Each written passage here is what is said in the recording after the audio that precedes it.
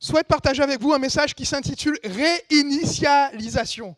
Réinitialisation, c'est quoi le principe? C'est que nous avons besoin dans notre vie, pour des objets, pour des études, pour des compétences que nous avons, toujours de les remettre à jour. Nous avons toujours besoin de vérifier qu'elles sont conformes à une réalité. Parce que le monde autour de nous est mouvant. Parce que les choses sont amenées à changer, à être modifiées. Parce que nous-mêmes, nous sommes en mouvement permanent. En ce moment même, alors que nous parlons, votre corps, les millions de cellules qui le composent, sont en train de nourrir les différents organes que vous avez. En ce moment même, il y a un miracle en vous qui est en train de se manifester. Et ma prière, c'est que ce miracle qui est en vous puisse se manifester également et que vous puissiez l'accepter au travers de ce processus qu'est la réinitialisation spirituelle que Dieu voudrait qu'on puisse vivre ensemble. J'ai dit, nous devons, pour nous tous, vivre cette réinitialisation, soit dans un parcours professionnel, soit dans notre corps physique, soit dans différents domaines de nos vies. Et qu'en est-il concernant notre foi? Et nous allons voir ce matin à quel point il est important de le vivre. Mais avant de lire le texte sur lequel on va se baser, je voudrais qu'on puisse commencer par la dernière image. Avec cette question, que voyez-vous? Que voyez-vous? Ok, j'entends deux réponses. Fin de journée, début de journée. C'est ambivalent, n'est-ce pas? Parce que l'image est la même, peu importe la situation. Et tout dépend de votre perspective. Tout dépend de votre sensibilité. Chacun donnera sa réponse. Pourtant, il y a une réalité qui est certaine. Au moment où la photo a été prise, c'est soit un lever de soleil, soit un coucher de soleil. Nous, on en fait une interprétation qui est la nôtre, mais il y a une vérité qui est au-dessus. Et pourquoi est-ce que je pars de cette image pour arriver au texte qu'on va lire dans quelques instants? Parce que c'était la même chose concernant la situation que nous allons partager ensemble. Il s'agit de la mort de Jésus qui emmenait à une résurrection. Et pourtant, à ce moment-là, alors que Jésus est mort depuis 3 jours, et alors que les femmes ont vu au tombeau que le tombeau était vide, et qu'ils sont allés répandre la nouvelle partout autour d'eux, les disciples voyaient, eux, un deuil, une défaite. Ils avaient autour d'eux, et ils ne réalisaient pas, en fait, ils avaient, en fait, une victoire au goût de défaite. Ils avaient dans leur bouche un goût de défaite, alors que Dieu voulait leur permettre de connaître cette pleine réalité de la présence de Dieu. Et je voudrais que ce matin, nous puissions réaliser, peu importe ce que tu vis, que Dieu veut te permettre de vivre ce même processus. Que tu puisses voir les choses telles qu'elles sont, selon son regard, et que tu puisses voir l'action de Dieu. Et comment il désire agir pour toi. Est-ce que tu peux mettre la diapo 3, s'il te plaît, avec le texte qui va apparaître? Alors, pardon, ça doit être la 2 alors. Merci beaucoup. Super. Je l'ai dit, les femmes ont réalisé que Jésus est ressuscité. Ils ont réalisé en fait que tout ce que ce Jésus, celui qui faisait des miracles, celui qui sauvait des personnes autour de lui, celui qui était tellement accessible, ce Jésus, cet enseignant, celui qui est venu annoncer cette bonne nouvelle, et que les hommes ont essayé d'enfermer dans un tombeau, que les hommes ont essayé de faire taire, mais qui n'arrêtaient pas de proclamer partout où il allait, que Dieu aimait, que Dieu sauvait, que Dieu était capable de changer des vies. Ce Jésus n'est plus dans le tombeau. Et pourtant, il est dit, au verset 19 du chapitre 20, le soir de ce jour, qui était le premier de la semaine, un dimanche, comme aujourd'hui, les portes du lieu où se trouvaient les disciples étant fermées à cause de la crainte qu'ils avaient des Juifs, Jésus vint, se présenta devant eux et leur dit « La paix soit avec vous ».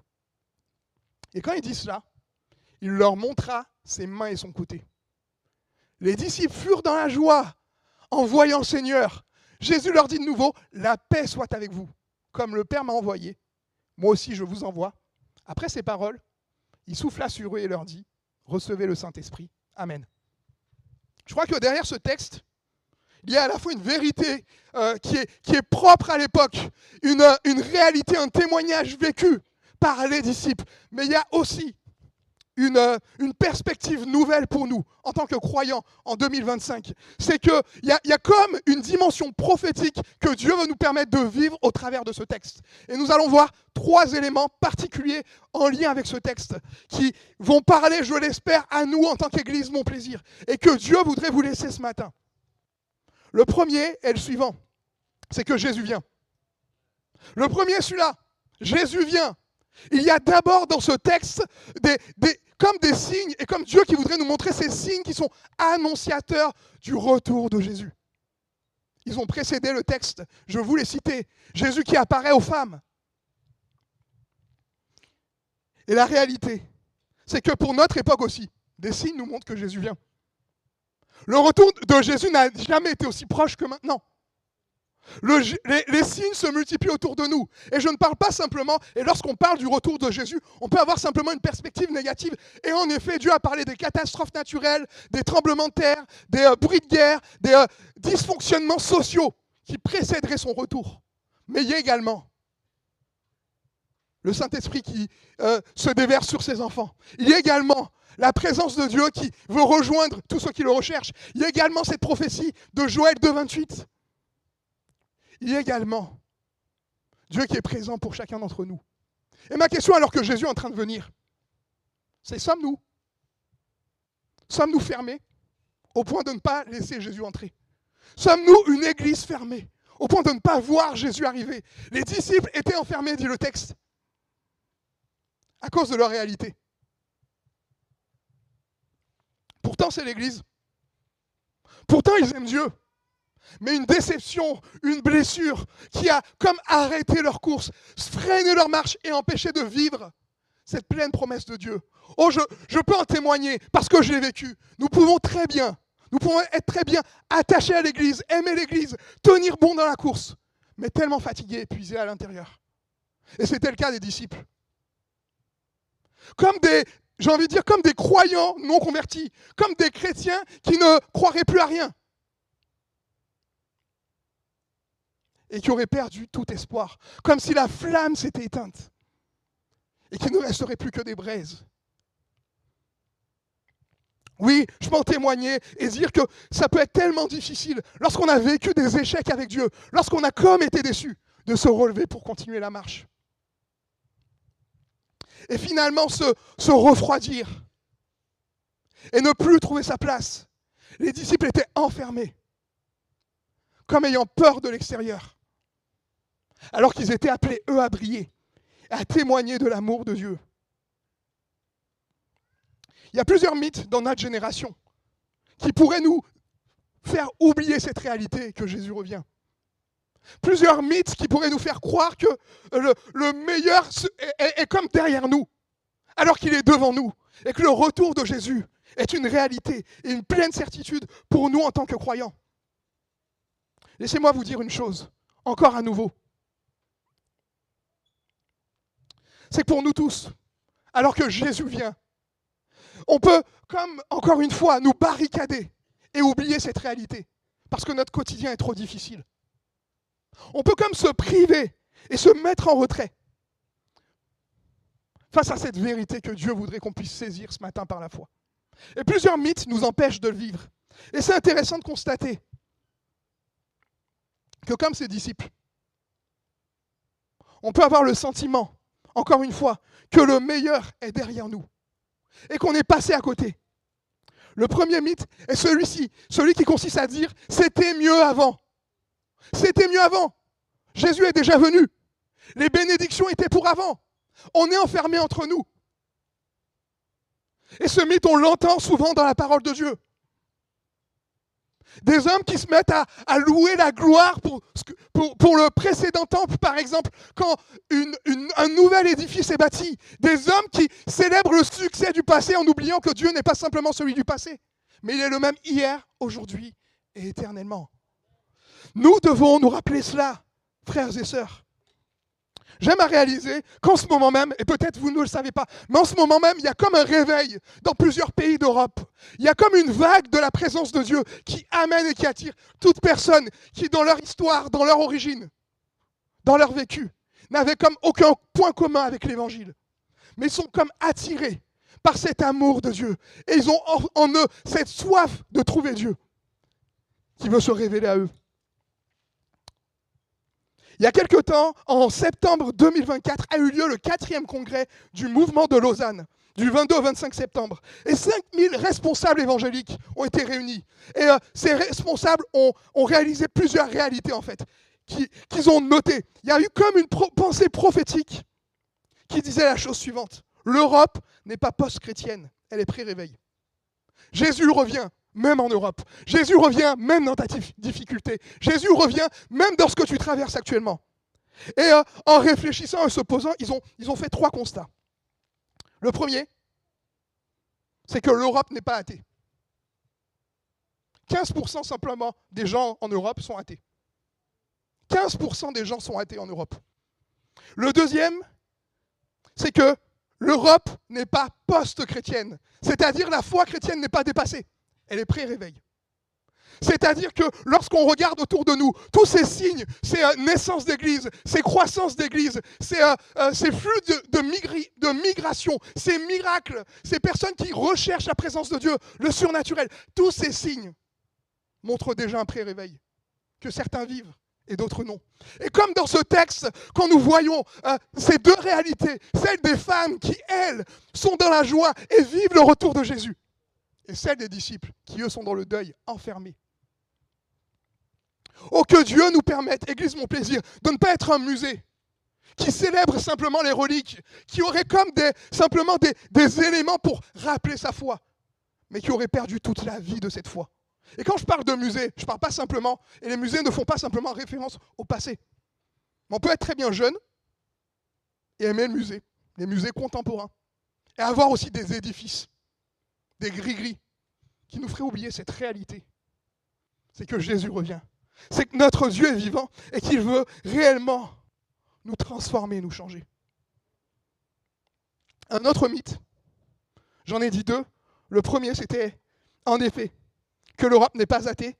Le deuxième, c'est que l'Europe n'est pas post-chrétienne. Le troisième,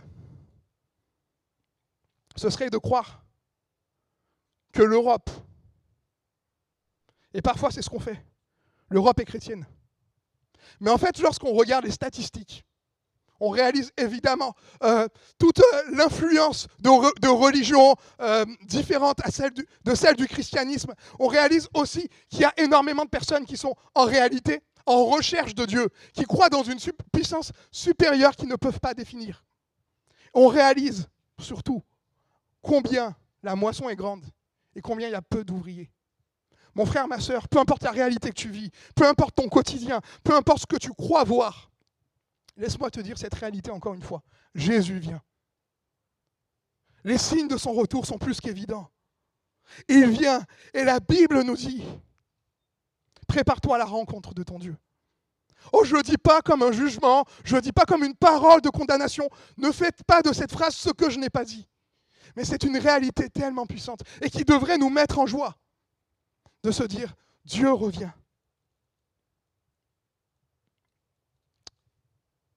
Dieu n'est pas l'auteur de la confusion. Et le but de cette réalité est de nous amener à saisir par la foi ce message qu'il veut nous donner. Et si quelque chose te mettrait comme dans une confusion concernant le retour de Jésus, sache que plus les jours approchent, plus il désire se manifester à toi, plus il désire te parler et se montrer. Ou peut-être que tu es comme en train de fixer l'horizon et de dire « Mais où es-tu, Seigneur, dans ma réalité? Où es-tu, Seigneur, dans ma difficulté ?» Et comme ce vase fendu, je suis en train de perdre la vie.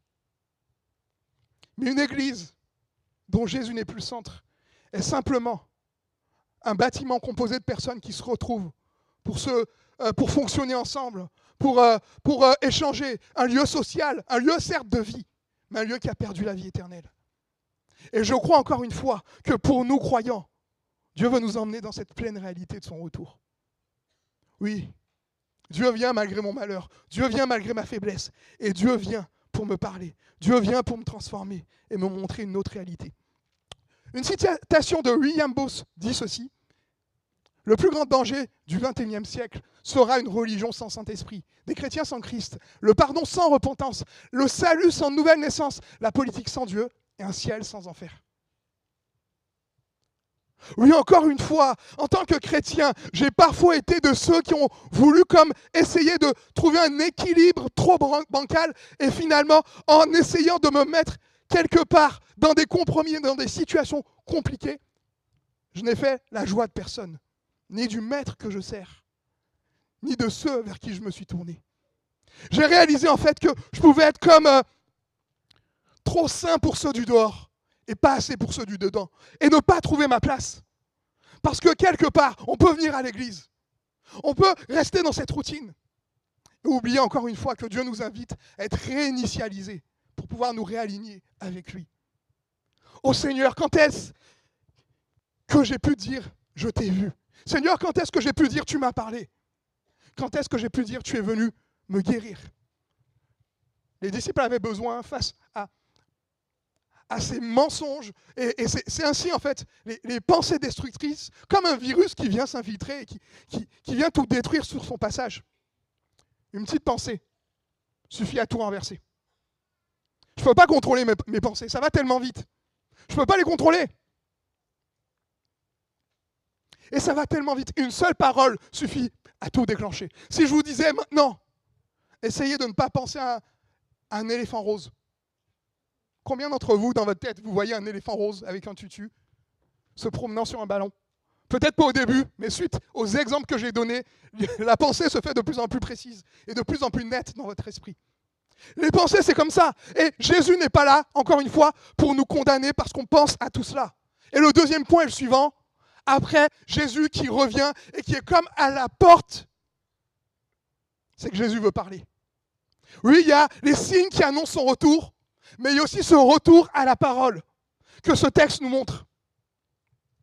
Et au-delà de ce texte, que notre monde, que notre Église est appelée à vivre. Oui, je crois dans un réveil. Je crois que Dieu veut placer sa main sur la France. Je crois que Dieu veut parler et qu'il veut se servir de nous pour cela. Et comme face à ses disciples, Jésus parle. Et quelles sont les premières paroles qui sortent de sa bouche ? Que la paix soit avec vous. Il n'est pas venu pour condamner, il n'est pas venu pour juger, il est venu pour guérir les cœurs brisés. Il est venu pour réconforter celui qui passe par la douleur. Il est venu pour tendre la main à celui qui est abandonné. Il est venu pour relever celui qui est fatigué. Il est venu pour qualifier celui qui est disqualifié. Jésus parle encore avec ses paroles réconfortantes.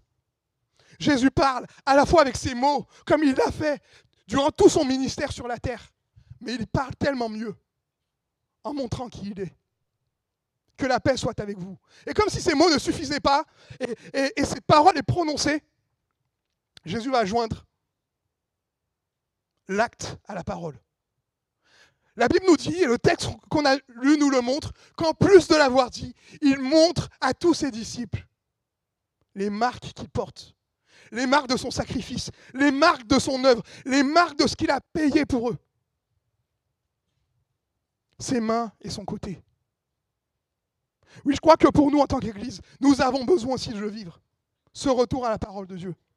Cette reconsécration. Ce fait de dire, Seigneur, à quoi est-ce que tu m'appelles réellement et pleinement ? Seigneur, est-ce que tu es vraiment au centre de ma vie ? Oh, je me pose la question. Pour moi, le premier. Seigneur, où est-ce que j'ai besoin d'aller ?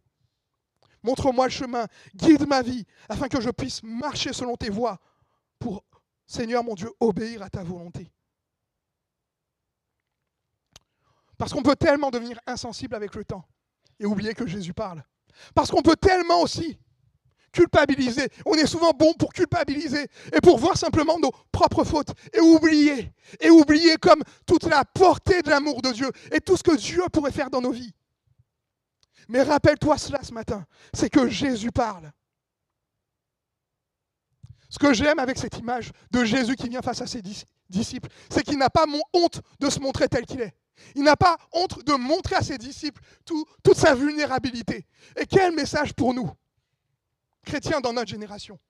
Le responsable qui se met comme à nu devant ceux qu'il est appelé à diriger. Jésus n'a pas de problème avec ses émotions. Il n'a pas de problème avec les sentiments qu'il peut avoir en lui. Mais il arrive à parler, à le montrer. Quel exemple c'est pour toi? Quel exemple c'est pour moi? De voir que Jésus t'appelle ce matin. Et que Jésus veut te parler. Peu importe que tu l'aies entendu ou non par le passé. Peu importe ce que tu vis actuellement. Il y a comme une parole de Dieu pour toi ce matin. Et qui voudrait te permettre de faire taire les accusations, qui voudrait te permettre de pouvoir avancer et aller plus loin, qui voudrait te permettre de te débarrasser de tes boulets. On constate encore une fois ce besoin pour nous en tant que chrétiens de revenir à la parole de Dieu. Le saviez-vous ou peut-être pas? Mais aujourd'hui, 22% des chrétiens seulement lisent leur Bible une fois par semaine.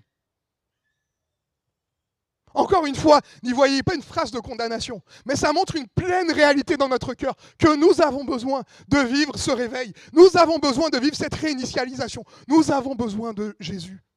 Et moi, j'aimerais vous dire que ces disciples réunis, qui sont en train comme d'essayer d'avancer, en fait, ça me fait penser aux disciples dans la tempête, en train de ramer, alors que les vents sont contraires, en train de se battre par leur propre force, alors qu'ils ne réalisent pas qu'à côté d'eux, ils ont Jésus, qu'à côté d'eux, ils ont quelqu'un qui désire tout simplement qu'ils puissent leur confier la direction pour les emmener à bon port. Jésus parle encore. Ou peut-être que ça fait longtemps que tu n'as pas entendu sa voix. Elle se fait comme silencieuse. Peut-être que tu ne réalises pas, mais c'est toi qui as mis Dieu comme sur mute et qui l'a fait taire. Mais Dieu, ce matin, veut te parler et te dire qu'il a encore une parole pour toi, qui veut te permettre de réaliser combien son amour est profond, combien sa grâce est encore là et combien il est capable de changer ta réalité. C'est bon de réaliser que Jésus parle, mais combien il est important de prêter attention à ce qu'il a à nous dire. Sur quoi, mon ami, alors que Jésus parle, sur quoi est-ce que tu fixes ton attention ?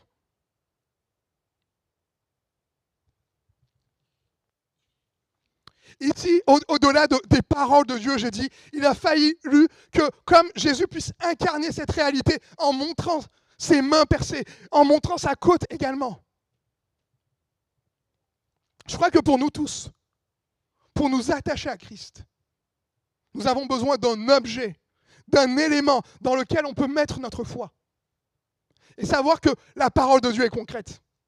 Savoir que la parole de Dieu n'est pas juste un livre et une compilation d'histoires. C'est le plus précieux des messages.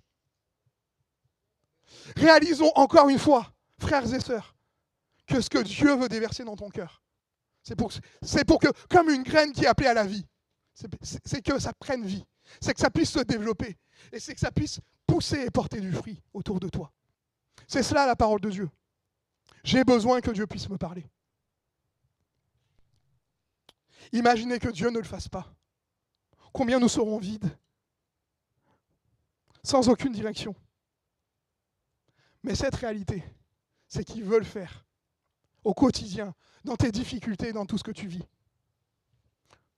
Sache que tu n'es pas allé trop loin pour l'amour de Dieu. Sache que tu n'es pas trop,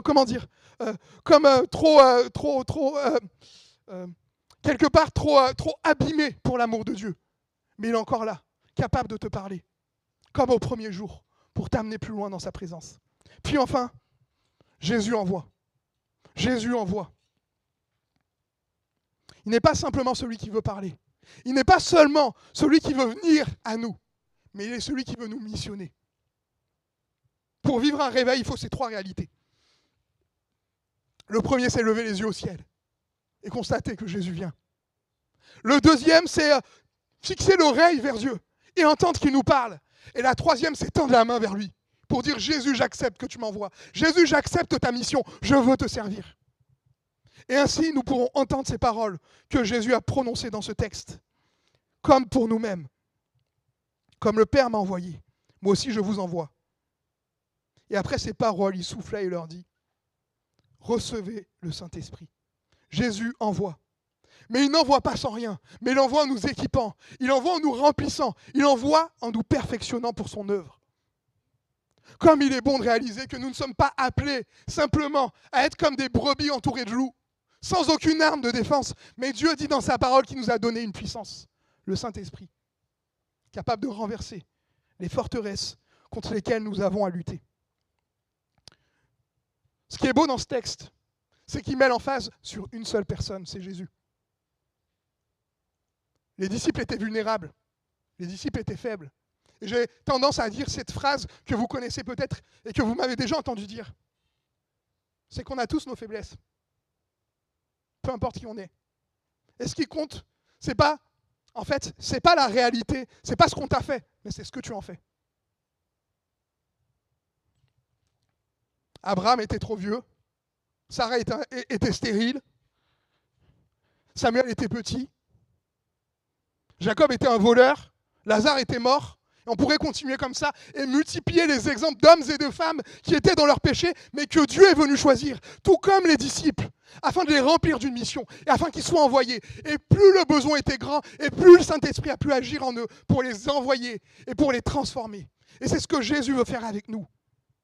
Qui es-tu? Quels sont tes défauts? Peu importe ta vie, j'ai envie de dire bienvenue au club. Mais la réalité reste la suivante, c'est que Jésus nous envoie. Et je crois que nous oublions et nous occultons parfois trop vite le rôle du Saint-Esprit dans ce que Dieu voudrait nous donner. Je parlais de cette conférence qui a eu lieu, cette conférence de Séoul, et qui dressait une vision optimiste du christianisme. Enfin, je dis optimiste, mais je devrais plutôt dire prophétique.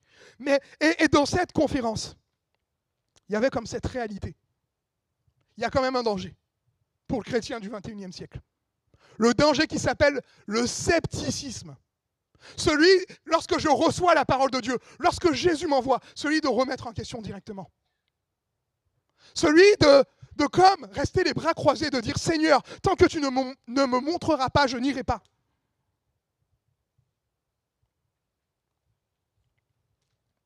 Celui qui consisterait simplement à attendre des preuves pour obéir à la parole de Dieu.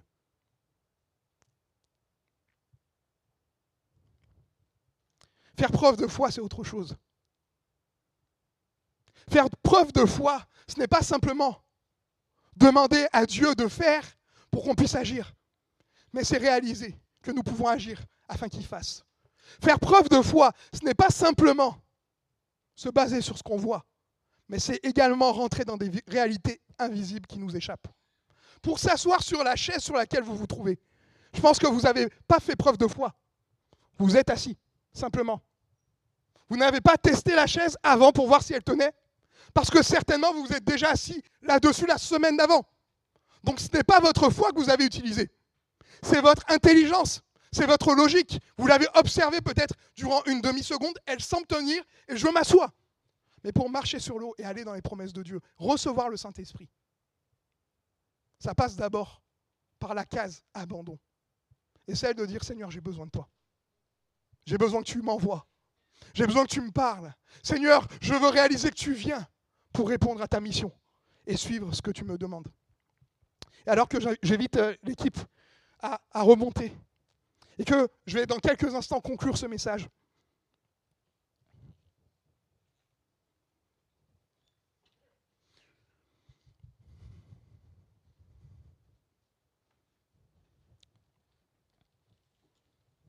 peu importe où tu te trouves, peu importe où tu en es dans ta foi, que le moteur soit comme encrassé, ou que tout simplement tu aies soif de plus. Peu importe que tu aies vécu quelque chose avec Dieu hier ou la semaine dernière, ou que ça fasse des années. Dieu a encore un plan pour ta vie. Dieu a encore une bénédiction qui coule abondamment de son trône de gloire et dont il veut te faire part ce matin. Et la Bible dit que pour que tu puisses vivre cette bénédiction, Jésus s'est donné. Et c'est ma conclusion. Jésus s'est donné pour que tu vives la bénédiction. Il y a ce texte des Proverbes qui dit « Les blessures d'un ami prouvent son amitié et sa fidélité ». Et quand Jésus montre les marques qu'il porte, quand il montre les traces qu'il a sur lui, c'est comme une manière de dire « Peu importe ce qui se passera, ça ne disparaîtra pas ». Jésus a son corps glorifié. Et c'est même une sorte de discussion chez les théologiens. Jésus a son corps glorifié. Ça fait 3 jours qu'il est ressuscité. Le lieu est fermé. Il a quand même accès au lieu. Pourquoi? Parce qu'il a le corps glorifié. Et comme dans sa présence, il arrive à rentrer à l'intérieur de ce lieu. Jésus a ce corps glorifié, ce corps de gloire, et pourtant il porte encore sur lui les marques de son amour pour toi. Parce que Jésus s'est donné. Et cette réalité, peu importe, et j'aime ce texte, peu importe ce qui peut se passer dans notre vie, tant que nous restons dans le creux de sa main, peu importe ce qui peut se passer dans notre vie, tant que nous allons à sa suite, peu importe ce qui peut t'arriver, et peut-être que tu penses déjà au péché dans lequel tu pourrais retomber ensuite, peu importe tout ça, tant que tu acceptes que Jésus s'est donné pour toi. Ce n'est pas un prix que tu peux payer. Ce n'est pas une réalité que tu peux vivre par toi-même. Ce n'est pas un galon que tu peux avoir. Et quand tu viens à l'église comme ce matin, ce n'est pas comme un tampon que tu, ou un cachet que tu as et qui viendrait sur ta feuille de présence. Mais c'est simplement une expérience qui se vit au travers d'un cœur à cœur, que Jésus s'est donné pour toi. Et je crois que le problème dans nos vies, c'est que nous voulons faire l'inverse. Nous voulons d'abord donner à Jésus. Nous voulons d'abord aller à Jésus. Alors que l'inverse, encore une fois, est d'abord ce qui est valable. C'est parce que Jésus s'est donné pour moi que je peux moi-même me donner pour lui. C'est parce que Jésus m'a sauvé que je peux moi pardonner. C'est parce que Jésus m'a changé que je peux moi donner. C'est parce que Jésus est venu en moi que je peux bénir mon prochain.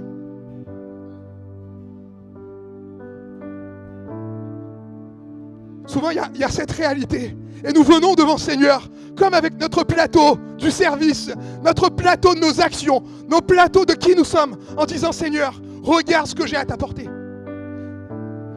Et lorsque le Seigneur regarde, et quand il ouvre la cloche, ma question c'est, qu'est-ce qu'il trouve sous la cloche? Qu'est-ce qu'il trouve sous la cloche de ta vie? Peu importe ce que tu lui offriras ce matin. Peu importe ce que tu viendras mettre au pied de Jésus, laisse-moi te dire que rien n'aura plus de valeur que ce pourquoi il a payé de sa vie, c'est-à-dire toi. Rien n'aura plus de valeur que toi dans ton péché, que toi dans ta faiblesse, que toi dans qui tu es, que toi dans tes imperfections. Parce que c'est ainsi qu'il pourra se glorifier, en venant et en te transformant. Je voudrais qu'on puisse réaliser, encore une fois, que pour être réinitialisé et vivre cette bénédiction, il ne suffit pas d'avoir comme une belle cloche, comme étant beau de l'extérieur, mais enlever le couvercle et dire, Seigneur, regarde à l'intérieur, fais ton œuvre. Oui, fais ton œuvre, même si ça demande à me dire des choses désagréables, même si ça demande de me réaligner sur ta volonté, même si ça me demande d'être comme un découvert pour les autres. Mais tant que ça vient de toi, Seigneur, j'accepte d'en payer le prix, afin que la gloire te soit rendue. C'est en fait la question de Dieu. Acceptons-nous ce matin, que Dieu puisse nous réinitialiser. Regardez en nous tout ce qui convient ou pas, afin à la fois de nous parler, afin à la fois de nous envoyer, mais à la fois que nous puissions être de ceux qui attendent son retour, de ceux qui manifestons sa gloire et parlent en son nom. Alléluia. Je voudrais qu'on puisse fermer les yeux quelques instants.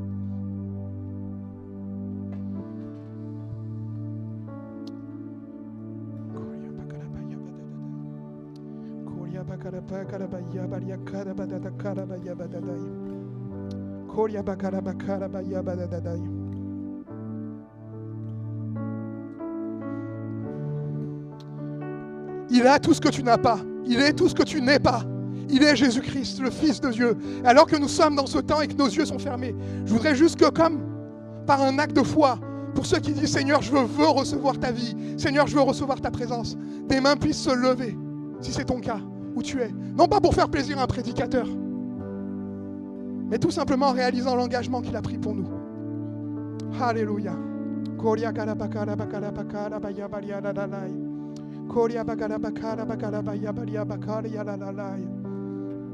Seigneur, merci pour ton amour. Merci pour ta présence. Seigneur, tu redonnes vie à tout ce qui est mort en nous. Seigneur, merci parce qu'un seul souffle de ta part, Seigneur, suffit non pas simplement, Seigneur mon Dieu, à nous relever, mais à nous permettre à marcher à nouveau. Seigneur, là où les jeunes gens se fatiguent et se lassent, la Bible dit que ceux qui renouvellent leur force en l'Éternel, Seigneur, courent et ne se lassent pas, Seigneur, marchent et ne se fatiguent pas. Seigneur, je te prie pour que nous soyons cette Église aimante, encourageante et inspirante, qui marche à ta suite. Seigneur, donne-nous de vivre ce que tu nous promets dans ta parole. Sois béni, Jésus, parce que tu n'as pas changé. Alléluia.